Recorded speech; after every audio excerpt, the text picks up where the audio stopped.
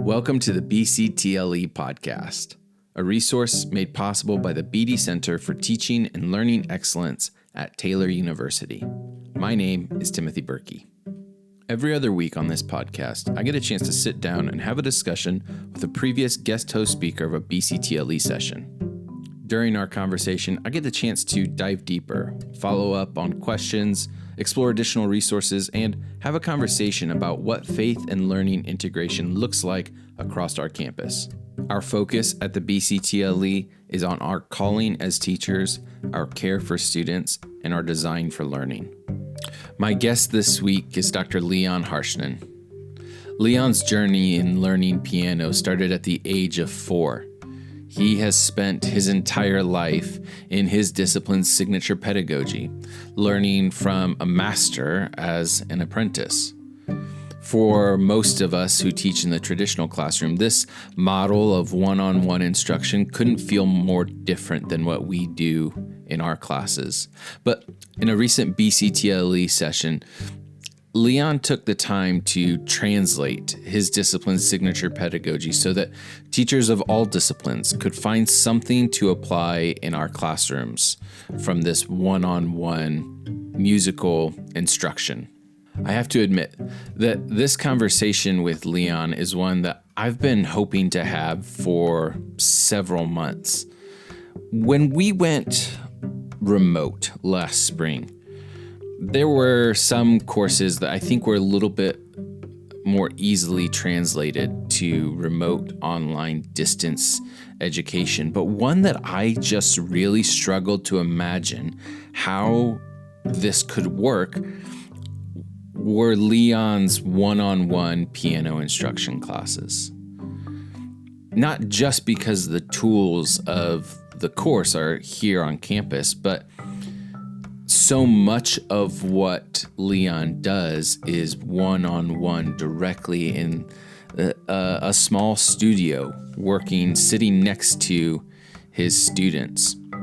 When I got the chance earlier this week to talk to Leon about his presentation from the BCTLE last week, this was on my mind. And what I learned from Leon is that the things that he is engaging his students in are the same kinds of things I'm trying to engage my students in. And by presenting it through the lens of his one-on-one master apprenticeship model, I got the chance to see some of my wicked big problems that I'm dealing with through a fresh lens. I hope you can see that this week as well. So let's dive into my conversation with Dr. Leon Harshenin. Leon, welcome to the BCTLE podcast. Thank you. Thank you for this opportunity. Yeah, of course. I'm really excited for our conversation today, Leon.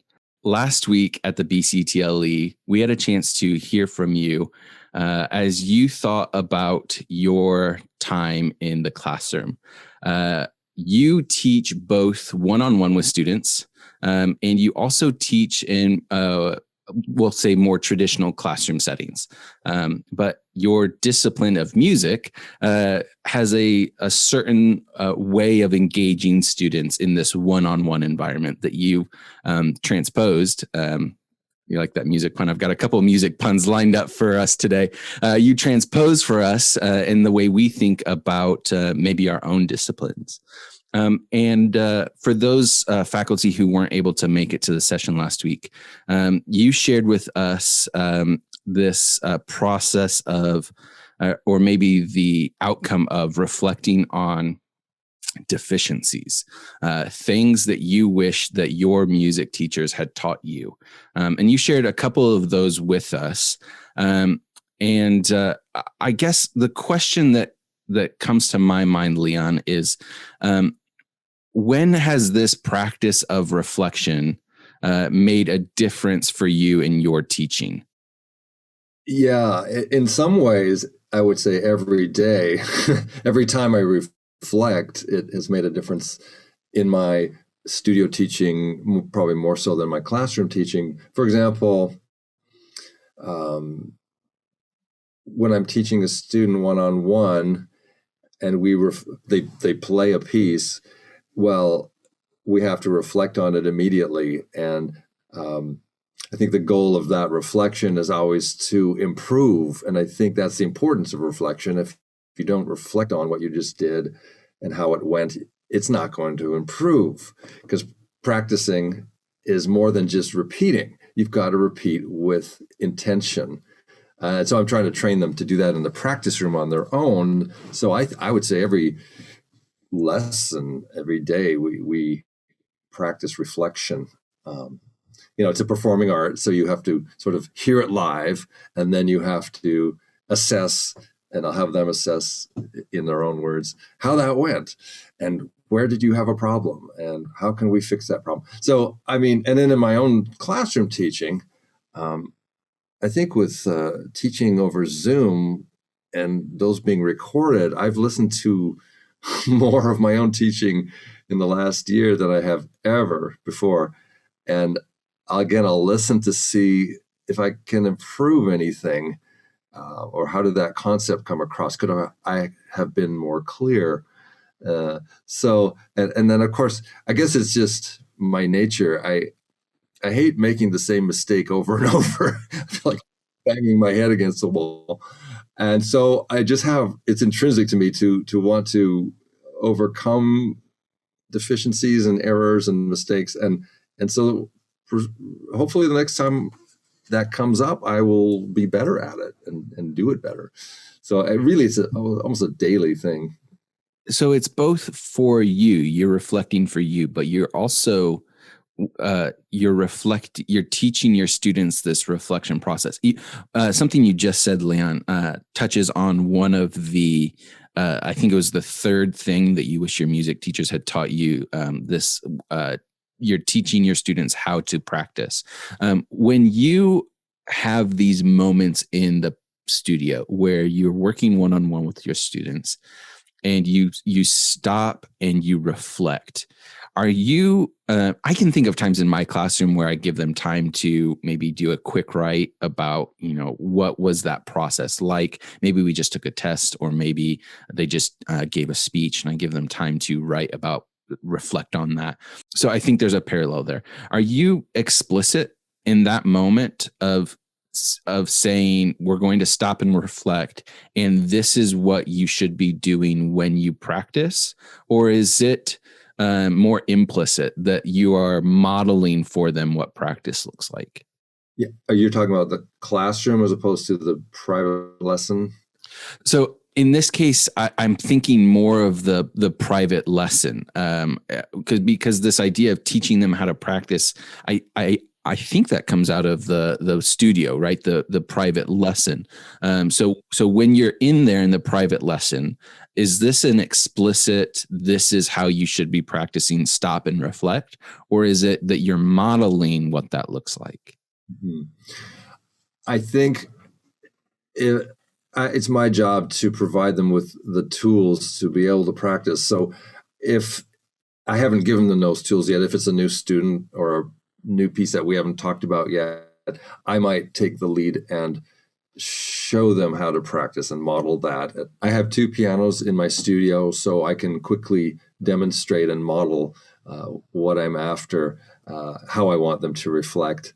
But since I want them to become independent learners, I have to move towards asking them how they would practice that spot that they had trouble with.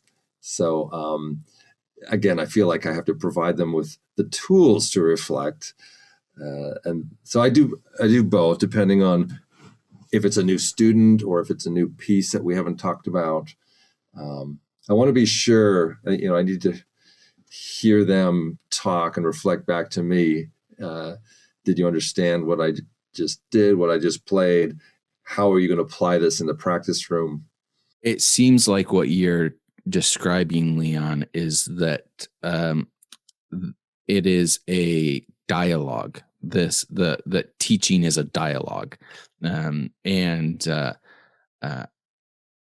I can think of faculty that I have had where it was more of a monologue.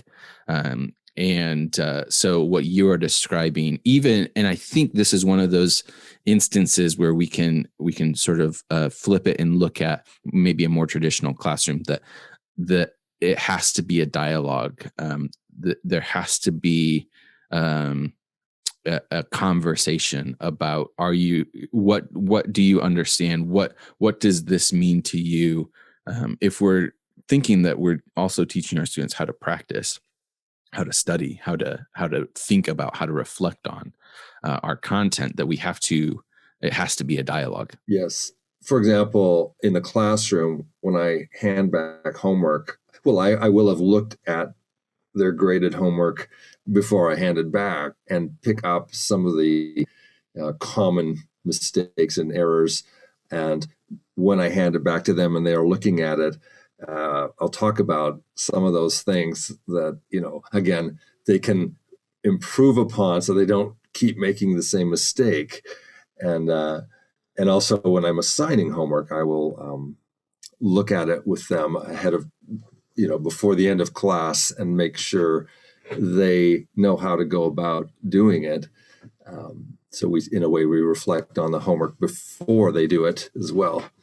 That's fantastic. Your number one thing that you wish your teachers would have taught you: don't make assumptions about what your students know. Where did that come from? It seems like there's a story there of where this realization came from. Well, it just comes from who I was as a child, as a very trusting, and obviously most children are naive, but I was, I think, exceptionally trusting and assuming that teachers would tell me everything I needed to know. Swimming lessons, okay? My first two teachers couldn't help me get across the pool doing freestyle. I had good form, my arms were going, my head was turning, but I could never make it across the pool, which was sort of the final exam to move on to the next level. And okay, so I failed the first two swimming classes. Third class, the teacher asked me, when I turned my head, was I taking a breath? And it struck me, well, of course not. No one told me to do that. I mean, it seems, and I wasn't a dumb kid. I mean, I was intelligent. I was just waiting for teachers to tell me what I needed to do. And of course, instantly I could go across the pool and I passed the course. But the thing is, that third teacher did not assume that I would breathe at that moment. And, I've sort of, that's who I was at that age, 6 or whatever.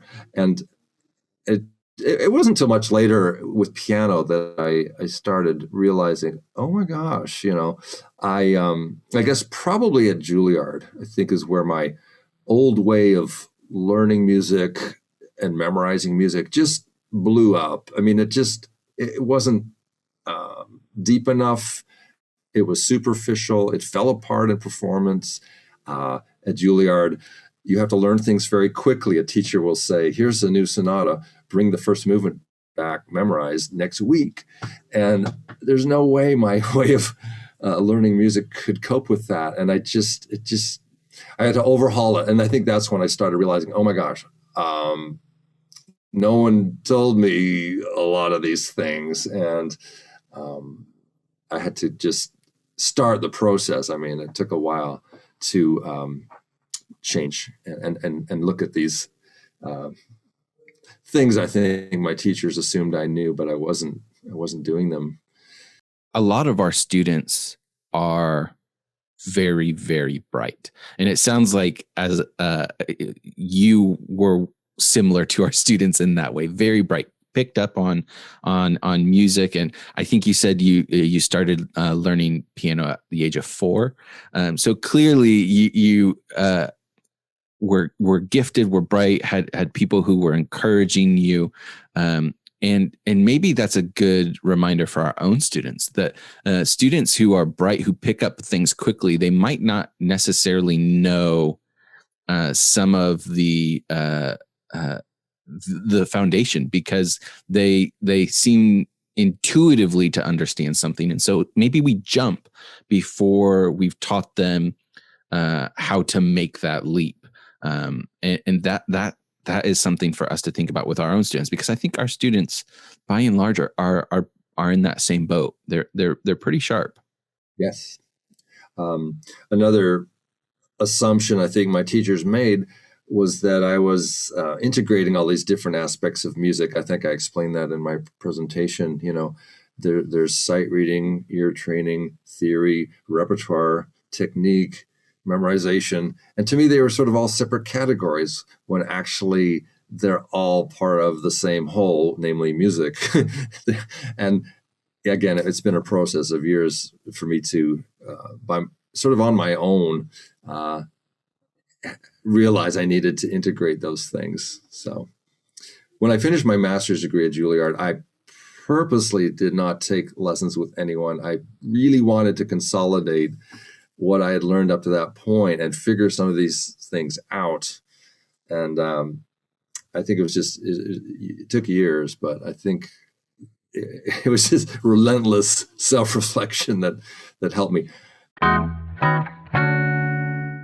I was intensely curious. You said that you sort of had developed a presentation several years ago, 10 things you wish your music teachers had taught you.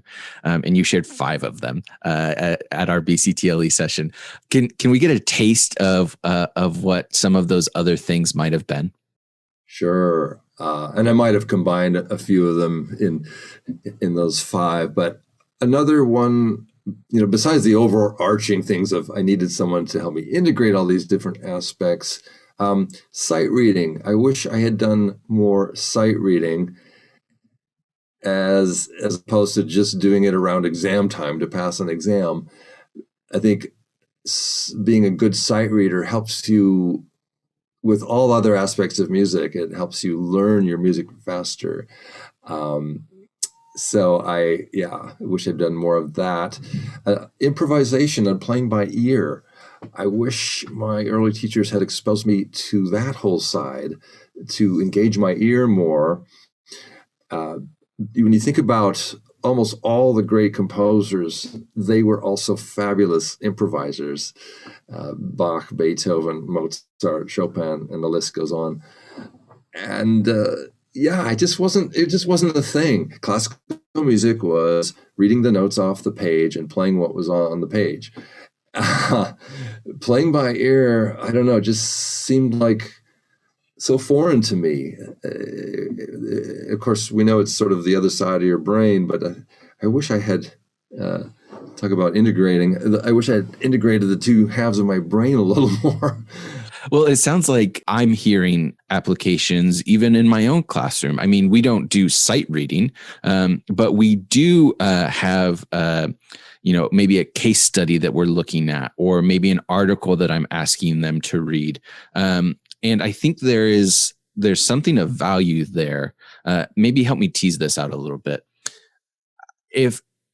When a music teacher provides you with a piece of music that you are sight reading, what are some of the steps to be able just to begin playing? What has to happen before you can even start playing the notes? Well, you have to know the names of the notes, but you don't want to be reading by naming individual notes. You actually want to be reading by intervals, both horizontally and vertically. And another factor, you have to be able to find those notes on the keyboard without looking down. All the information you need is on the page. You need to be finding your way around the keyboard without looking down, okay? And then there's, it's kind of like what I've been saying. You need to be looking ahead, right? You know that when you're reading out loud, you're not looking at the word you're saying. You're looking ahead of that. And you need to sort of be hearing what's coming before it happens, before you get there with your fingers. You need to be recognizing patterns and, again, what key you're in, what are the common chords in that key, what other keys is it likely to go in. So again, it's sort of this holistic approach to reading. Uh, Sight reading is in a way no different from learning your piece with the score. You want to bring everything to bear on it that you have already learned. Well, I'm thinking there, the way I think sight reading might fit, that idea of sight reading might fit into my classes is I have to have taught recognizing intervals, right? I have to have taught recognizing the key. I have to have taught some, uh, given them some experience to anticipate what changes might be coming. If I just drop an article, let's say I'm in a theory class with my students and I just drop an academic article on their desk and just say, okay, read it. They're not going to be successful because I haven't taught these pieces so that they can understand what a lit review is, so that they can understand what a methodology means, so that they can understand what the the implications or the conclusions of the research are.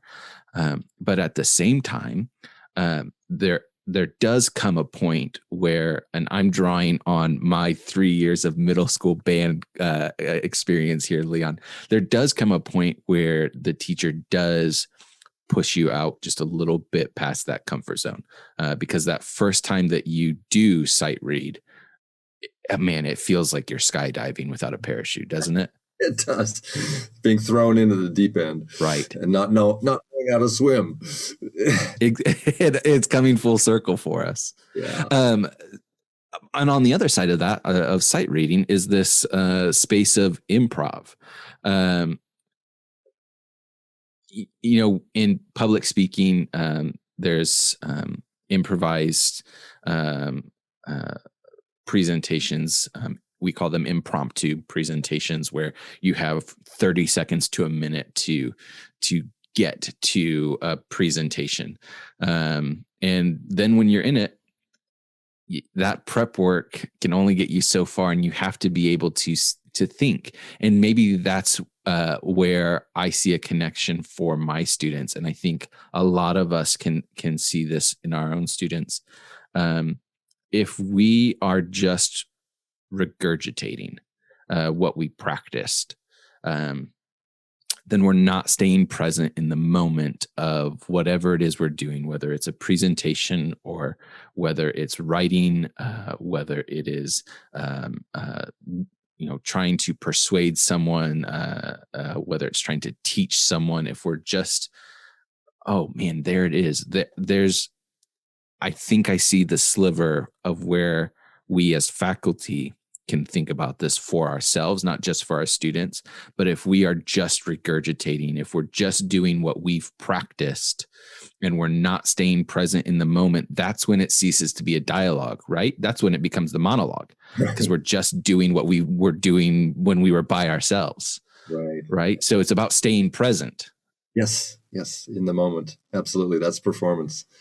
Do you ever work with students on how to read a paper, how to present ideas, whether it's improv or reading? I mean, I was thinking about this as I was preparing my presentation, which I read. But, sometimes you hear speakers who just are kind of not only monotone, but just absolutely metronomic, like no phrasing, no pausing, no sense of closure to this idea before I begin the next idea, no intonation, right, to emphasize keywords. Do you ever work with students on, and I was thinking, gosh, music really helps with that. I've had the chance to chat with Laura Lee Songer a little bit about this. And I think one of the overlaps of our discipline is that if you want to be a great speaker, you want to be a great musician, whether it's a singer or you want to be a great pianist, that you have to study other people. You have to listen. You have to engage with other speakers, singers, musicians. You have to take that in. But there comes a point where you have to stop doing that, and you have to find your own voice. You have to find what you are bringing to the table.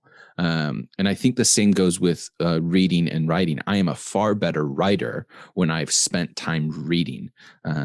I'm far more comfortable with style and my own voice when I've understood what's commonly accepted in whatever format I'm writing in. But then I have to know where the boundaries are, what are the rules, and I have to understand why those rules exist. Because it's when I understand why those rules exist that I can understand when it's okay to break the rule, right? And so, absolutely, I think. So going back to the example of teaching them how to read academic writing, in order to do that, in order to. So going back to the idea of teaching them how to write academically, I need to teach them first how to read academic pieces so that they begin to understand where those rules are. And this is something we're thinking about in our own program.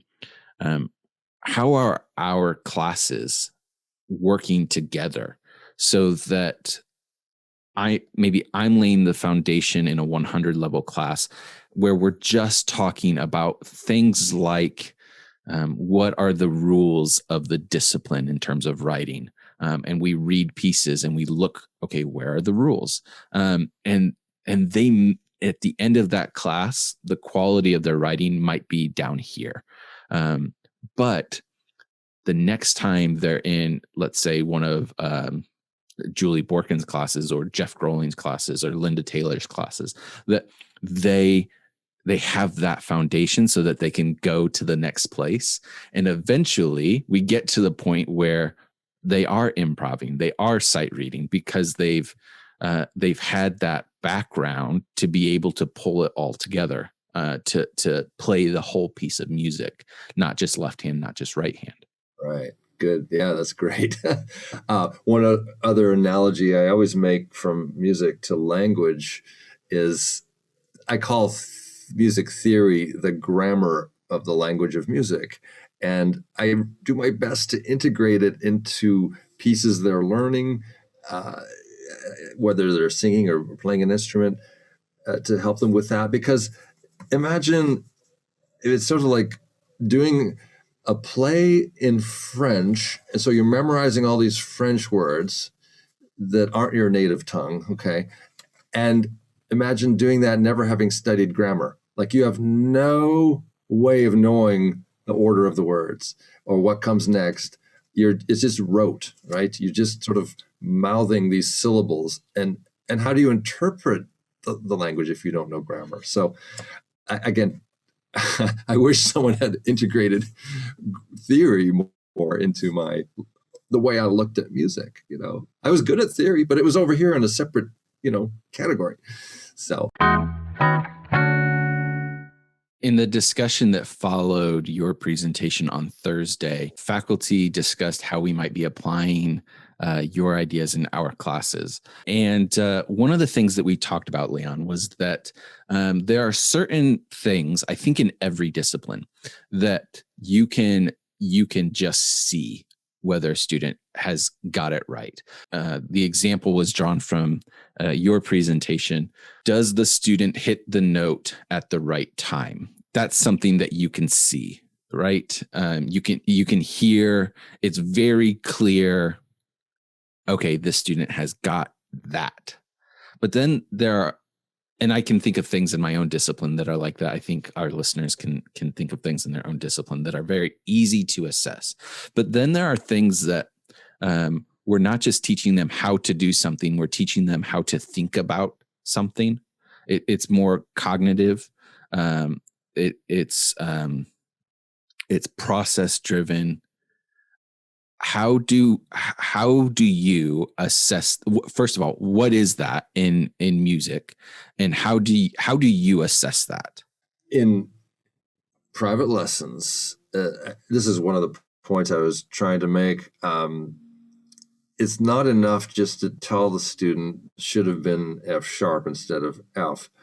I want them to give me 2 or 3 reasons why it can't possibly be F sharp. In other words, rationally, or that it doesn't sound good, and so, or it doesn't fit with what's going on in the left hand, or doesn't fit the context of the tonality we're in at that moment. It doesn't make sense.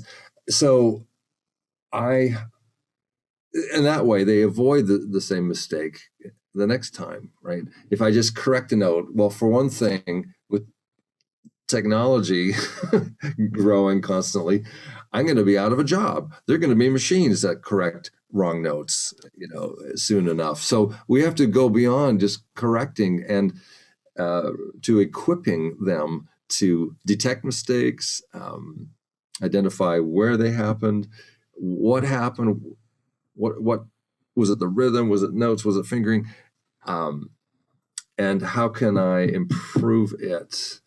And then, of course, the results show up hopefully the next week if they've practiced, that they play the same passage and they do not have a problem there, or their memory is more secure there at that moment. So I guess the assessment comes like a week later when I see them. Right, but you're challenging even how we think about the student, the thing that seems surface, the thing that we think, oh, I can easily assess that. They either play the note at the right time or they didn't, or they play the right note or they didn't. You're challenging us to think about it. It can't just be mechanical. We can't just be thinking about the outcome here. We have to, even on the thing that seems surface level, we have to be thinking about the process that got them there. Yes, absolutely. Otherwise, you're going to send them off, and a week later, things won't be any better. It's part of critical thinking, right? We're teaching them to think critically about their own, in this case, their own playing. So they play a passage in the practice room. I ask them to stop and assess it, or record themselves and go back and listen to it, and again, go through these questions for themselves, and with an eye to improving the passage. Yeah, some students, I just walk by the practice rooms and they're just repeating the same mistake over and over, and I think, oh no, that's just going to get more ingrained. I need to do a better job of helping them avoid that mistake. How do you keep walking at that moment, or do you keep walking? Do you stop by and just, hey, I'm hearing this, or do you keep walking? If it's my student and it's driving me crazy, I will knock on the door and say, you know what? What's wrong with that? I mean, in a way, I wish I could be a fly on the wall in the practice room. Sometimes, for some of my students, because that would immediately give me ideas about where, how I need to work with them and improve their efficiency, right?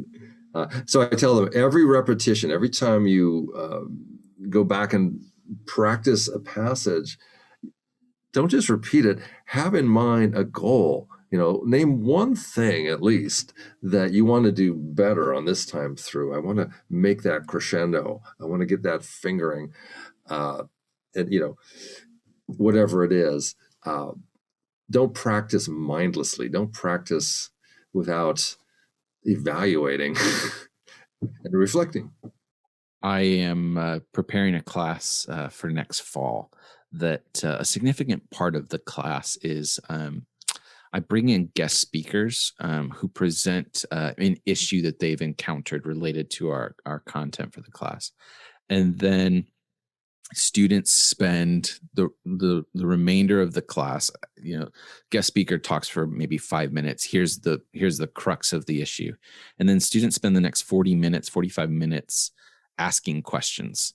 I the first time I did this, I sort of got really lucky and just stumbled onto this as a way of encouraging critical thinking in our students. And I think I got doubly lucky when the students that I had already were thinking critically. They had already developed a bit of that muscle. And I don't want to assume, going back to thing number one, I don't want to assume that our students have learned how to think critically. And so I'm trying to think through design how I'm going to teach critical thinking. And part of it, I think, is modeling with the students, and part of it is practice. But what you just said is, if I keep letting them practice incorrectly, that's going to become, I think you said, ingrained. And I'm just imagining ruts. We got stuck several times in the snow this last winter, and just rocking the vehicle back and forth and just creating bigger and bigger ruts. I don't want that to become ingrained in our students. And so now I'm thinking, where is the what do I need to do? What are some of the best practices here in teaching critical thinking? Because that has to come before asking the right questions. Because I could, just like I could think of hitting the right note, I can think about asking the right question. But if I don't think about how they got that question, if I don't think about how they got that note, and they're not thinking about how they got that note, and they're not thinking about how they got that question, then the whole endeavor has just ingrained something that might not be what should have been ingrained. We end every episode of the BCTLE podcast thinking about faith and learning integration. There are many ways that faculty at Taylor integrate faith and learning. What is one way that you see faith integrated into your either studios or your classrooms, whichever one, or maybe it's both. Maybe there's something that sort of overlaps both. Yeah, I think there is. Well, we are in a performing art, right? We, out of necessity, have to get up on stage and do these presentations, and people applaud, and people are there to see us and hear us. How do we handle that? What do we want our attitude to be as performers in light of Christian humility, for example? It would be very easy to soak in the applause and think, oh, how great I am. But obviously that would be a worldly view of performing. How do we view it as believers? And I try to, and we also talk about performance anxiety, stage fright, that kind of thing. How to deal with those things. And I think what I tell them is, what do you want your attitude to be when you're performing? And I think the best attitude is that you have a gift to share that God has given you. You've put in time and effort into developing that gift, and it has resulted in this particular song or piece that I'm presenting to you, audience, at this time. And so to think of it as an offering, like a musical offering, as a gift to the audience, as something you want them to enjoy and love and appreciate, but you're offering it in love. And of course, we know perfect love drives out fear, 1 John 4. And so it kind of, as you're thinking that way, you don't focus on yourself what are people thinking of me? What if I mess up? Um, yeah. And it really does make a difference, I think. And I found in my own life, taking the focus off me by offering this specially prepared gift in love. So that's one thing we talk about. I'm sort of grappling with that for a minute, Leon, because I think I'm uniquely situated to find an overlap there in my own discipline with maybe public speaking and thinking about presentations. And we spend a lot of time talking to our students about audience, and that one of the best ways to deal with stage fright, communication apprehension, as we call it in our discipline, is to center on your audience. To consider how your audience is feeling, because when you're thinking about how someone else is feeling, you spend less time thinking about how you are feeling. So I see a clear overlap there, but I am also seeing a connection to our mission here at Taylor to develop servant leaders. Yes. And one of the big ideas we talk about in organizational communication is that all leadership is service. You will serve something as a leader, be it your own ambitions, your people, your organizational mission statement. You will serve something. And you are encouraging your students to think about their blood, sweat, and tears in learning and mastering an instrument or a piece of music as an offering. And to me, that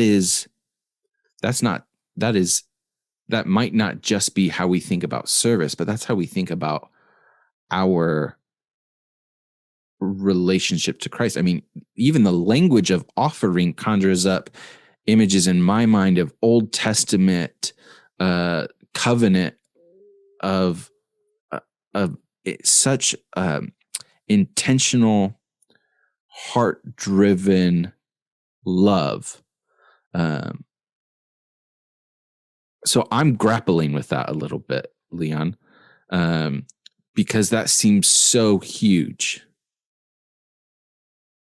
If I can teach my students how to view their learning, their cognitive, what their understanding of theory, their understanding of writing, their understanding of the discipline as an offering to their coworkers, their clients, their leaders,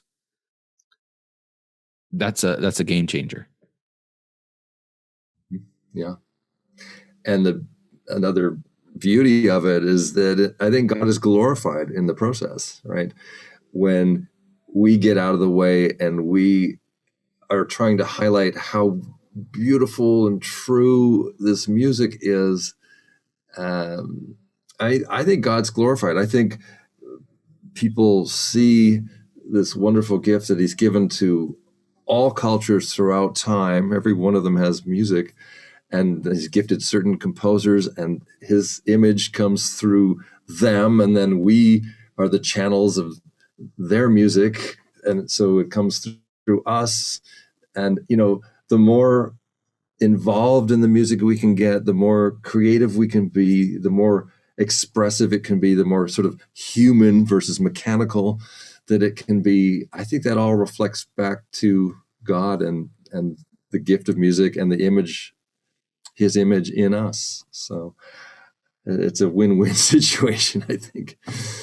What a gift that is to our students. Leon, thanks for being a part of the conversation this week. Oh, it's been my pleasure. Thank you again for the opportunity. I hope it helps colleagues in their own classroom teaching. I can't imagine it not helping. Thanks, Leon.